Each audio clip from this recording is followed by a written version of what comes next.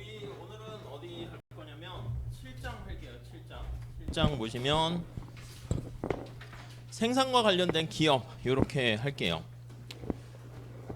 이게 인증번호인데 출석은 제가 좀 이따가 다시 하나 말씀드리고요. 그리고 중간고사 성적은요, 기말하고 같이 제가 이렇게 발표를 할게요. 그래서 제 마음속에는 어떻게 되냐면 중간고사를 좀 잘 못 봐도 기말을 좀 아주 잘 보면 제가 좀 이렇게 그 성적 평가하는 방법이 여러 가지 있거든요. 근데 좀 약간 잘 본 걸로 좀 감안해서 좀 해줄 테니까 중간고사 다들 뭐 이렇게 잘 봤을 거라고 생각하지만 그렇게 할게요. 그래서 기말 끝난 다음에 만약에 개별적으로 궁금하신 분은 물어보셔도 되는데 근데 뭐 그냥 제가 러프하게만 이렇게 말씀드리도록 할게요. 아셨죠? 그래서 따로 뭐 이렇게 너무 뭐 제가 몇 등입니까? 뭐 그런 것까지는 기말 잘 보시면 그리고 중간고사 좀 잘 못 보신 분들은 지난번에 말씀드린 것처럼 또 토론 제가 지난 시간에 안 하고 오늘 좀 올려놨거든요. 우리 책에 있는 연습 문제인데 그걸 좀 이렇게 많이 달아주시면 좋겠어요. 자, 뭐 이 정도 말씀드리고 들어가도록 할게요. 자, 챕터 7장은 거기 보시면은 생산 관련된 건데 이제 주인공이 기업이 되는 거예요. 자, 우리 오른쪽에 143페이지 지난 시간에 봤던 거 정리 좀 해볼게요. 6장에서는 뭐에 대해서 봤냐면 주인공이 가구예요. 가구. 이렇게 가구. 그냥 가게 이렇게도 하죠. 보통 생산물 시장에서 첫 번째 줄 보니까 물건을 수요합니다. 이 Q 시장이라고 할 거야. 아웃풋 관련된 생산물 시장에서는 가구가 물건을 이렇게 수요합니다. 오케이. 그 다음에 또 노동시장에서는요, 여기 노동이 거래되는 시장, 요거는 L이라고 쓸 겁니다. 요게 이제 노동시장 이렇게, 요게 생산물 시장 이렇게 있는데 노동시장에서는 노동을 수요하는 주체가 아니라 노동은 공급합니다. 노동력을 제공하는 거죠.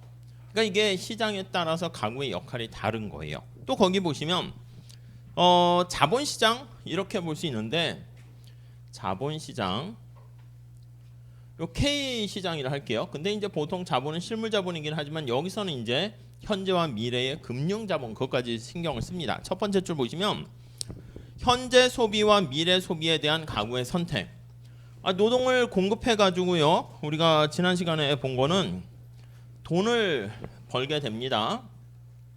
이렇게 우리가 이제 소득을 얻게 되는 거죠. 소득을 얻게 되면 물건을 샀어요. 쓰면 대가로 다시 이렇게 돈을 지출하겠죠. 빨간 색깔은 지금 돈이 이렇게 흘러가는 겁니다. 근데 내가 번 소득 중에서 다 쓰지 않고 뭐 쓰는 족족 다 써버리게 되면 또 미래가 불안하잖아. 그러니까 일부는 돈을 남깁니다. 남겨서 이런 식으로 자본시장에다가 자본을 공급을 하게 되는 거예요. 이해 가시죠? 이게 바로 자본시장에 대해서 자본을 공급하는 행위를 우리는 요게 저축이다 이렇게 얘기할 겁니다. 저축 이렇게 보시면 되겠어요. 자, 다시 가구의 여러 가지 선택, 행동 뭐가 있는가? 생산물 시장에 대해서 물건을 사는 사람, 노동 시장에 대해서 노동력을 제공하고 자본시장, 자금 시장에서 또 돈을 제공하는 역할. 이 세 가지 정도만 보시면 되겠습니다. 자, 요게 이제 저축이고 돈이 만약에 내가 학원을 다녀야 되는데 돈이 별로 없어.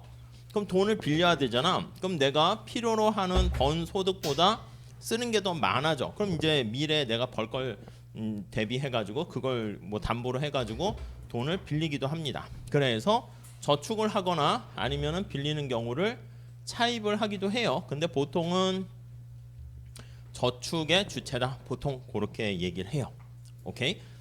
자, 그 다음에 거기 두 번째 줄 보시면 2장에서는요. 주인공이 바뀝니다. 기업으로 바뀌어요. 요 한쪽 측면에 기업이 있는데 요 기업의 행동에 대해서 우리가 이제 다루려고 하는 거예요. 뭐 요거 반대로 생각하시면 되겠죠?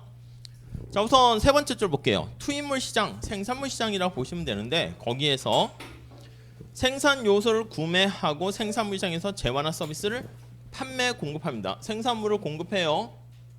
이걸 뭔가 만들어서 공급을 해야 되는 거잖아. 그럼 노동이 필요하고 또 돈이 필요하겠지. 아니면 자본 이런 설비가 필요할 겁니다. 그래서 자본에 대한 수요의 주체, 노동에 대한 수요의 주체. 그래서 생산한 거를 공급한다. 뭐 이런 흐름만 보시면 되겠습니다. 자, 그래서 이제 요 위에가 생산물 시장이고요. 여기 나와 있는 노동과 자본 이런 것들을 우리가 생산 요소 시장, 생산자를 빼기도 합니다. 그래서 생산 요소 시장. 네, 이렇게 돼요. 뭐 간단한 건데 그래도 이게 기본이 된 겁니다. 이 흐름, 흘러가는 순환되는 과정을 잘 이해하시는 게 좋습니다. 자, 거기 보시면 네 번째 줄. 자, 투입물을 생산물로 전환하는 기업의 생산에 대해서 알아보자. 지금 그 얘기를 할 거야. 자, 다시 기업이 뭐라고요? 기업은 노동과 자본을 투입으로 이렇게 L과 K라고 할 겁니다. 요게 전부 다 인풋에 해당하는 거예요. 인풋을 통해 가지고 요걸 통해서 뭔가 F라는 생산 함수를 통해서 뭔가를 만들어내요. Q가 이제 아웃풋이 되는 거지. 이게 이제 눈에 보이는 노트북이라든가 뭐 자동차일 수도 있고요. 어떤 서비스라고도 할 수가 있어요. 그래서 이 아웃풋은 재화 분류할 때 첫 시간에 재화와 서비스 이렇게 얘기합니다. 이 두 개를 합쳐서 상품 이렇게 얘기하는데 상품을 생산한다 이렇게 보시면 되겠어요. 자, 그 얘기가 거기 나와 있고요. 이걸 이렇게 전환하잖아. 이게 인풋을 아웃풋으로 이렇게 바꿉니다. 트랜스포메이션 하는 요 변환, 전환 요 과정을 그걸 우리가 생산이다 이렇게 얘기할 겁니다. 자, 거기 네 번째 줄에 전환 나와 있죠. 자, 이제 요걸 다 배우게 되면 여기 나와 있는 생산물 시장, 노동 시장, 자본 시장 요 시장 전체에 대해서 한번 살펴볼 거예요. 그래서 그 다음에 시장 전체인데 이걸 우리가 시장의 구조에 대해서 살펴본다. 이렇게 얘기할 거예요. 자, 그래서 거기 7장부터 12장까지는 시장 구조가 엄청나게 경쟁이 치열한 그런 시장을 완전 경쟁 시장 이렇게 얘기하고요. 정반대로 물건을 생산 공급하는 사람이 한 명 있거나 수요하는 사람이 한 명 있는 그런 시장을 독점 시장이다 이렇게 얘기하고요. 뭐 과점 시장이다 아니면 독점적 경쟁 시장이다 이렇게 우리가 나눠서 볼 겁니다.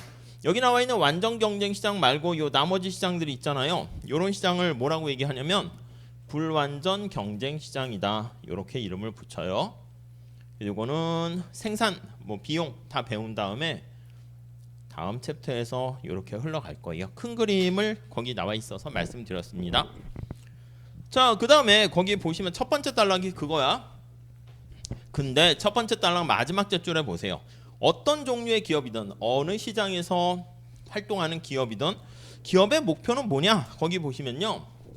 아니 가구의 목표는 사실 행복을 위해서 우리가 효용이라는 표현을 쓰는데 이 가구의 최종 목표는 효용을 극대화한다. 유틸리티 이렇게 얘기할 겁니다.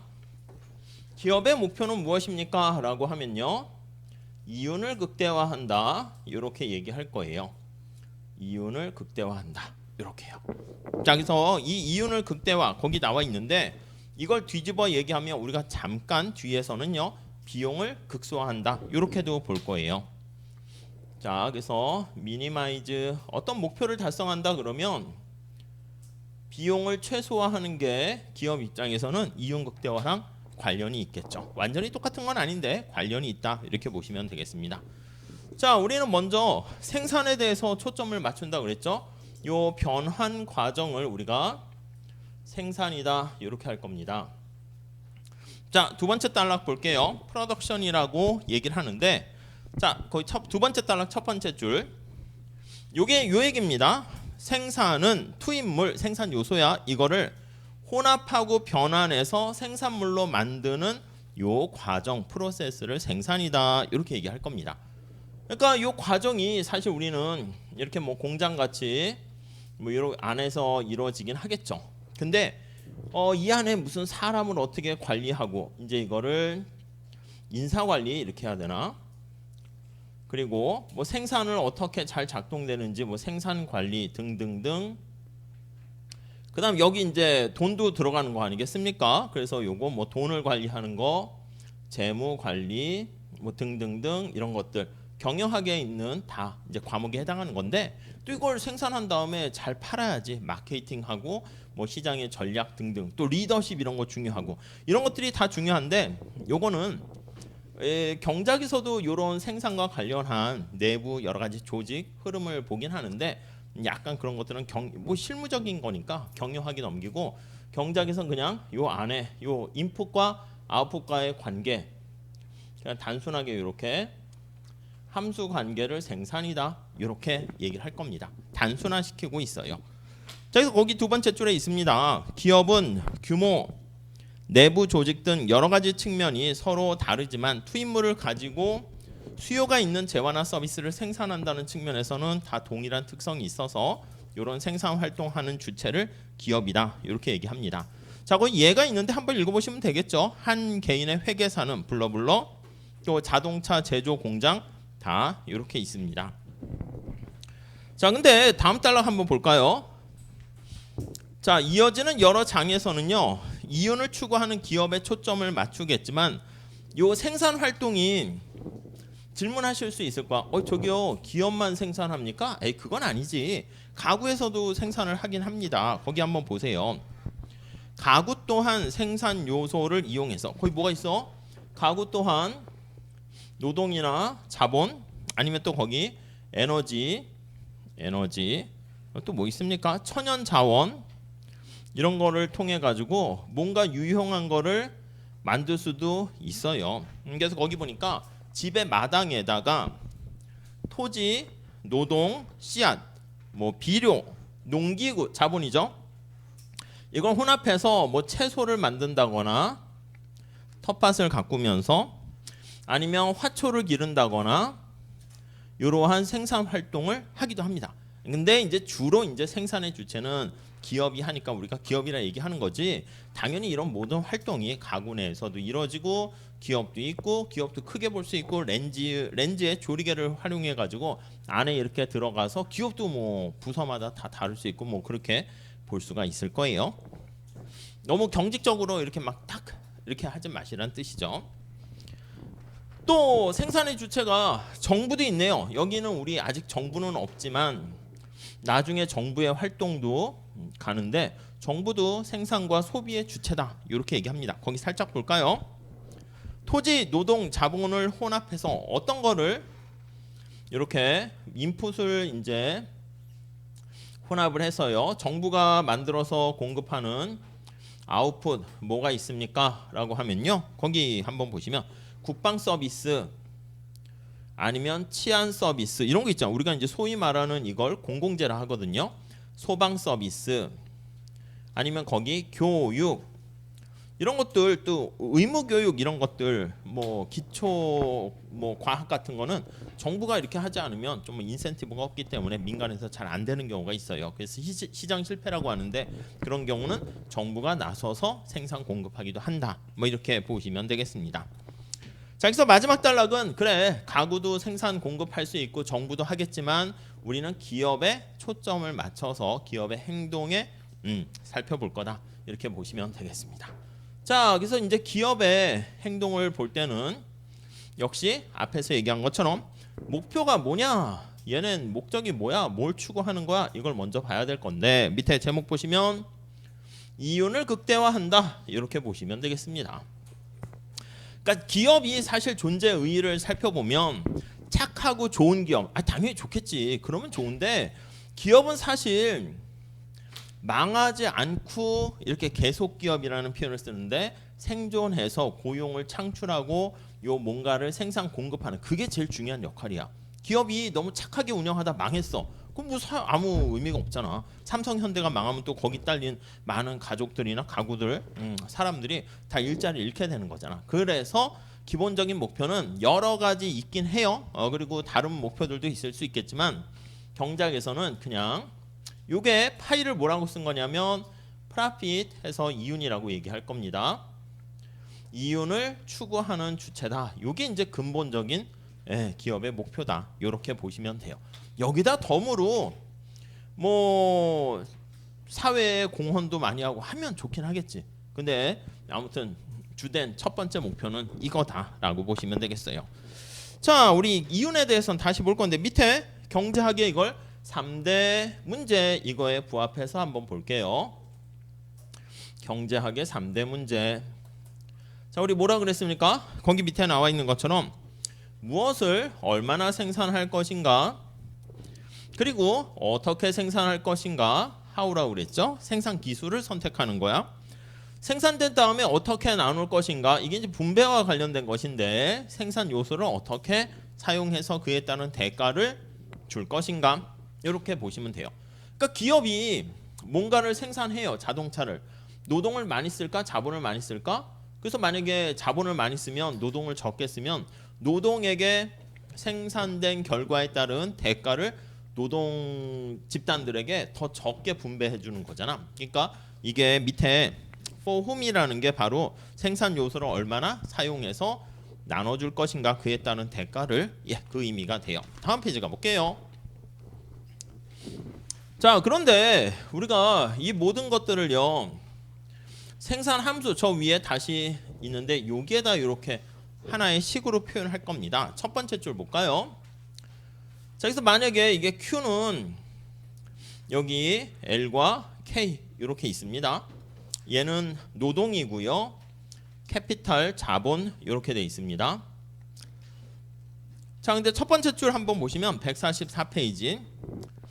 자, 거기 예를 들어 스웨터 회사가 이번 달에 스웨터를 5,000벌을 생산한다 할게요. 그러니까 이게 먼저 정보가 주어져 있다고 할게요. 야, 스웨터 주문이 5,000벌을 생산해야 된대. 이렇게요. 자, 그러면 5,000벌을 생산하기 위해서 인풋이 얼마나 필요한지 그게 나오지 않겠습니까? 그래서 거기 보시면 얼마나 많은 근로자를 채용해야 되고, 얼마나 많은 실의 양이 있어야 되고, 얼마나 많은 그 전기를 사용해야 되는가, 그런 것들을 알 수가 있어요. 아니면 반대로 먼저 요거에 대한 정보를 가지고 있어요. 그래서 거기 다음 줄에 나와 있는 것처럼 필요한 근로자 수와 사용되는 실의 양, 이거에 대한 정보를 알면 야, 우리 노동자들 몇 명 있어? 자본이 얼마 있어? 실이 얼마 있어? 이걸 알면 당연히 얼마나 생산되는가, 요거를 알 수가 있어요. 그러니까 사실 이게 함수 관계식이니까 내가 공부를 얼마나 하면 학점이 얼마나 나오네, 이걸 알 수 있고, 학점을 내가 뾰족한 학점을 받는 게 목표다 그러면 이제 뭐 사람마다 다르긴 하겠지만 평균적으로 이만큼 공부를 하고 인풋을 넣어야지 될 수 있다, 뭐 그런 걸 알 수 있겠지. 그러니까 뭐 대학으로 하면은 수능이 다가오니까 얼마나 공부하면 뭐 성대를 간다더라, 이렇게 하면은 공부 시간과 등등 집중 등등등 뭐 그런 걸 알 수 있을 거잖아요. 네, 그래서 사실 요거랑 하나를 알면 다른 이쪽과 관련한 요게 이제 생산인데 뒤집어서 이렇게 또 보게 되면 그 비용 함수라고 표현할 건데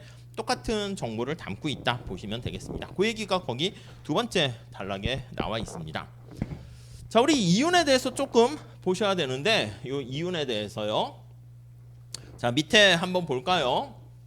파이라고 많이 써서 이렇게 쓰는데 이윤은 총 수입에서 총 비용을 뺀 걸 이윤이다, 이렇게 얘기할 겁니다. 이거는 토탈 레버뉴 해가지고요, TR이라고 많이 이렇게 써요. 총 수입 이렇게, 얘는 토탈 코스트 이렇게요, 총 비용 이렇게 얘기를 할 거예요.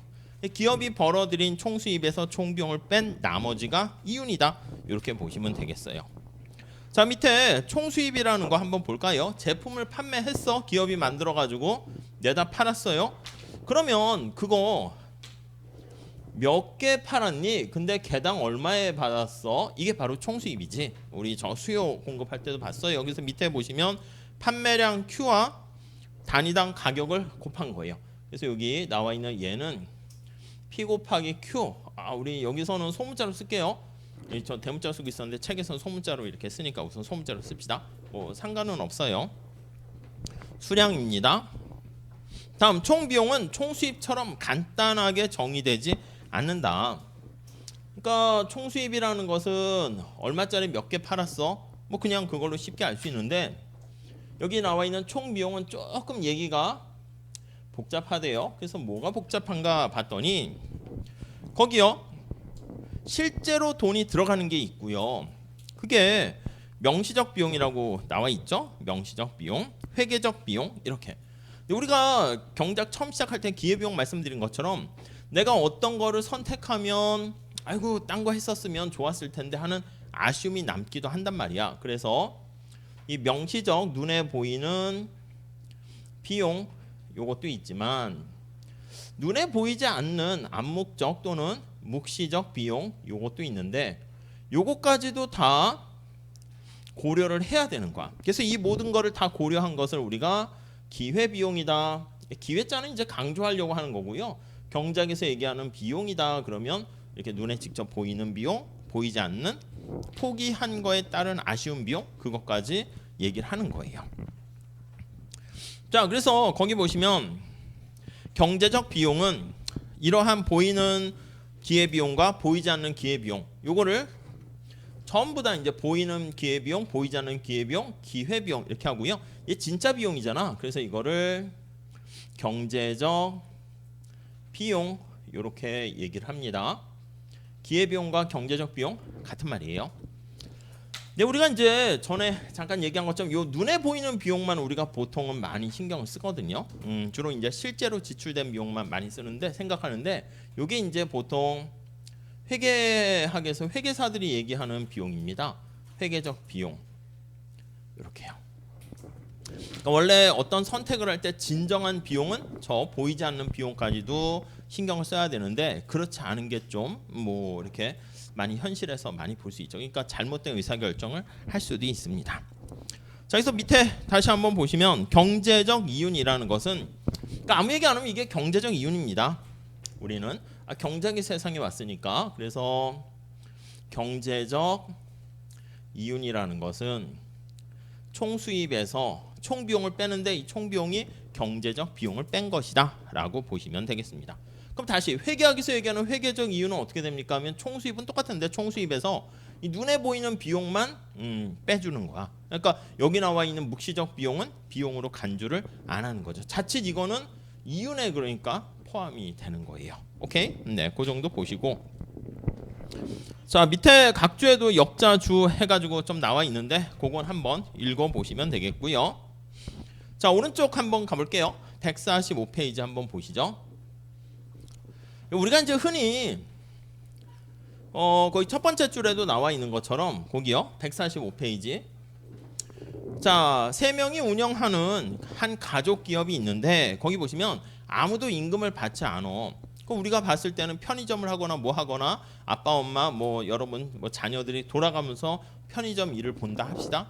그럼 야 우리는 인건비를 줄였으니까 좋구나. 그게 아닌 거지. 거기 나와 있는 것처럼 그 3명의 가족이 딴 데 가서 일을 하면 벌 수 있는 돈을 포기하는 거야. 그러니까 사실은 그 아버지가 편의점을 운영하면은 엄마나 아니면 여러분들이 그 이제 편의점에 그걸 본다 그러면 계산대에서 직접 거기서 이제 돈을 받는 거죠. 근데 어차피 받는 게 가족으로 들어가니까 안 받는 것처럼 보이는 거지만 사실은 임금을 지불하는 것이다. 이렇게 봐야 된다는 것이죠. 오케이? 그 정도 봐주시고 자, 그래서 이제 지금 그 얘기를 설명하려고 책에서는 정상 수익률 이렇게 얘기를 합니다.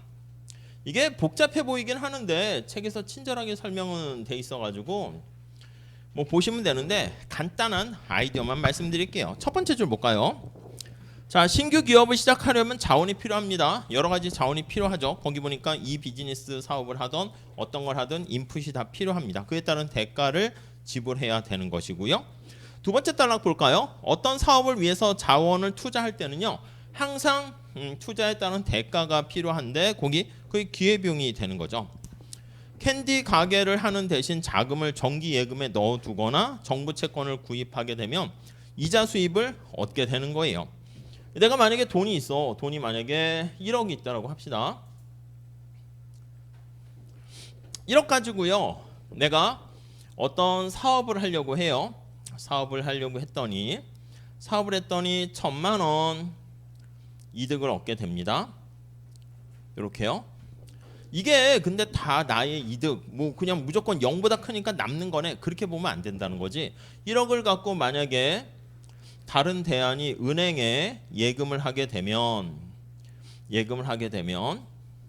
요즘 금리가 만약에 올라갔다 할게요. 그래서 뭐 12% 이렇게 돼가지고 1,200만 원 이렇게 됐다고 한번 생각을 해볼게요.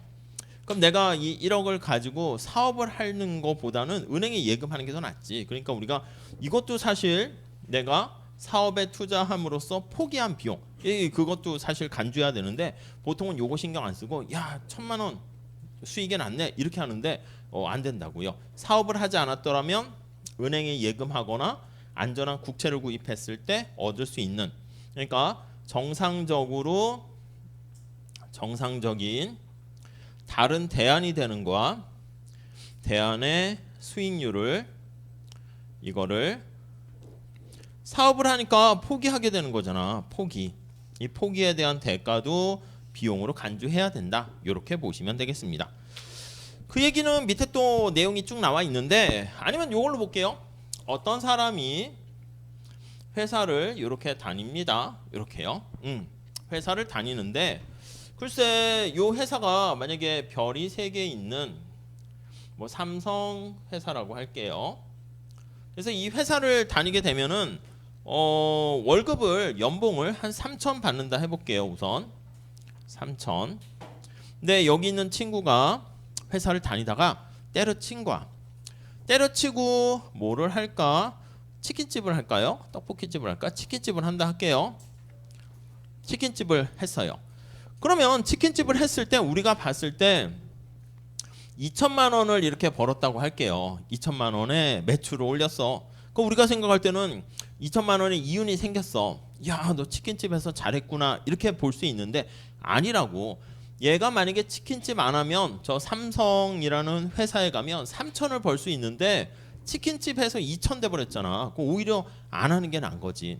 그러니까 얘 입장에서는 자기가 직접 사업을 하고 일을 하다 보니까 요거를 망각하는데 이것도 비용으로 간주를 해야 되는 거예요. 자, 여기서 다시 요걸 살짝 정리를 하게 되면 치킨집을 했는데 만약에 5천을 벌었다고 할게요. 3천을 벌었다고 할게요. 2천에 이윤이 발생했다고 할게요. 그럼 요거를 이렇게 좀 분해해서 우리는 살펴봐야 돼요. 왜냐면 여기에 나와 있는 3천이라는 거, 요걸 내가 치킨집 하게 되니까 포기하게 된 거잖아. 그러니까 직접 들어가는 비용도 있는데 이 포기하게 된 것도 비용으로 간주해야 된다고요. 자, 그러니까 여기 나와 있는 것처럼 3천, 여기도 3천 이렇게 분해를 합니다. 그리고 여기 있는 것처럼 나머지 2천, 여기는 빵, 여기는 마이너스 1천. 네, 이렇게 되는 거야. 그러니까 우리가 보통 치킨집을 했는데 지금 한 것처럼 야 2천 벌었어. 이거는 저 앞에서 얘기한 것처럼 명시적인 비용만 고려한 회계적 이윤이다. 이렇게 볼 수 있는 거예요. 근데 여기 나와 있는 묵시적 비용도 고려해야지. 요거 내가 포기하게 된 3천까지도 고려해야지. 그러니까 3천까지 고려하게 되면 오히려 2천 벌었으면 마이너스 1천 손해라니까. 내가 그냥 회사 다니면 3천 벌 걸 치킨집에서 2천 번 거잖아. 그러니까 이게 경제적으로 봤을 때, 경제학적으로 봤을 때 진정한 진짜 비용이지. 이게 경제적 이윤이야. 경제적 이윤은 마이너스 손실입니다. 그러니까 3천을 벌었어. 그러면 이때는 어떻게 되는 거냐면 내가 회사를 다니면 3천을 벌게 되는데 치킨집을 해도 3천을 벌었단 말이야. 그러니까 사실은 최소한 3천 벌어서 가만히 보면 더 초과해서 남는 게 없는 거죠. 그럼 이때 이유는 경제학에서는 이게 빵이다 이렇게 얘기하는 거예요. 그러니까 5천을 벌어야만 기회비용 3천을 고려한 2천만큼 네, 남는 이윤이 생겨요. 그래서 여기 나와 있는 요 경제적 이윤을 뭐라고 얘기하냐면 여기다 쓸까요? 초과 이윤이다 이렇게 얘기합니다. 초과 이윤이라 얘기하고 뭘 초과했습니까? 라고 하면요, 요거 있잖아, 요거 이 포기하게 된 거, 최소한 이 사람이 여기다 쓸까요? 최소한 사업을 하려고 해야 치킨 사업을 하는 거지. 사업을 위해서는 최소한 얼마만큼의 이윤은 벌어야 되겠습니까? 이거 포기했으니까 3천만큼은 벌어야지 사업을 하는 거지. 만약에 3천보다 여기 나와 있는 치킨집을 했을 때 얻게 되는 이윤이 작으면 치킨집 안 하는 게 더 낫다니까요. 최소한 사업을 위해서 요걸 우리가 그래서 뭐라고 얘기하냐면 포기에 따른 요 3천을 정상 이윤이다 이렇게 얘기합니다. 그러니까 이 말이 이윤이라는 이름을 달고 있는 거지, 내가 딴 일 했을 때 벌 수 있을 만큼, 정상적으로 벌 수 있을 만큼 얻게 되는 이윤을 얘기합니다. 그래서 최소한 사업을 위해서는 얼마만큼 벌어야 된다? 3천인 이게 기회비용이에요. 정상적인 이윤을 획득해야 됩니다. 이게 보장이 되어야 됩니다. 보장이 되어야 사업을 한다 이렇게 보시면 돼요.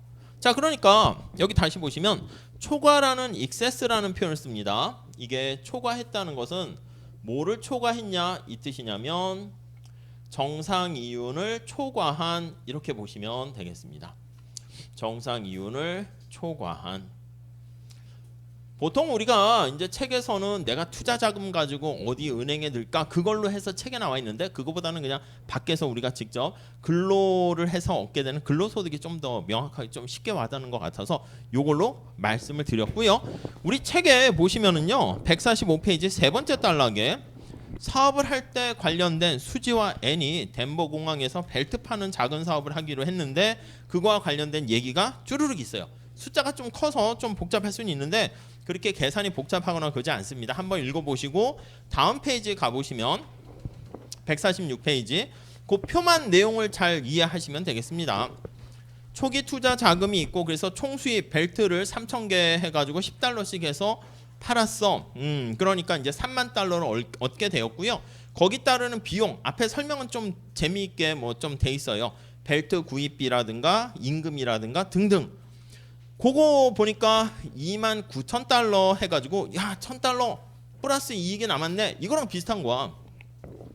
2,000 벌게 되면 2,000달러 돈이 남았네, 벌었네 이렇게 생각할 수 있는데 요거랑 비슷하게 정상 이윤이라 하는 정상 임금 요걸 내가 포기했잖아. 그래서 거기 위에 표에도 보시면 정상 수익이라는 게 있습니다. 그래서 자본의 기회 비용입니다. 내가 이 돈 가지고 사업을 안 했으면, 벨트 사업 안 했으면 은행에만 돈을 넣어놔도 안전하게 예금에 따른 이자를 받을 텐데 그걸 포기한 거니까 그것도 비용으로 간주해야 된다는 거죠. 그래서 그것까지 감안을 하게 되면 오히려 마이너스 1,000이다라는 걸 알 수 있어요. 이것도 마찬가지야. 내가 지금 이 사업을 안 하고 그냥 회사에 그냥 다니면 사업할 때 뭐 스트레스 이런 것까지 다 고려하지 않더라도 오히려 3,000 받을 수 있는 그것도 비용으로 간주해야 된다라고 보시면 되겠어요. 그래서 146페이지 두 번째 단락에 보시면 정상 수익률이라고 얘기를 합니다. 그래서 소유자나 아니면 투자자가 하고 있는 투자와 가능한 차선의 투자 간의 수익률. 그러니까 아까 얘기한 것처럼 이 사업을 해, 금융에 투자해, 뭐 비트코인에 투자하려고 해. 근데 최소한 이거 있잖아. 은행에 넣었을 때 받을 수 있는 수익률 요거보다 더 많이 될 때 투자하는 게 남는 거다. 그런 거 투자할 때도 쓸 겁니다. 근데 여기서는 갑자기 조금 정상 수익률 좀 어려울 수 있어서 한번 쭉 읽어보세요. 거기는 아셨죠? 그래서 앞에 페이지랑 여기까지 좀 읽어보시면 될 것 같습니다. 아이디어는 요걸 기반으로 보시면 되겠고요. 자, 우선 요 정도 하고요. 잠깐 좀 쉬었다 할게요. 네, 10분간 쉬었다 하겠습니다.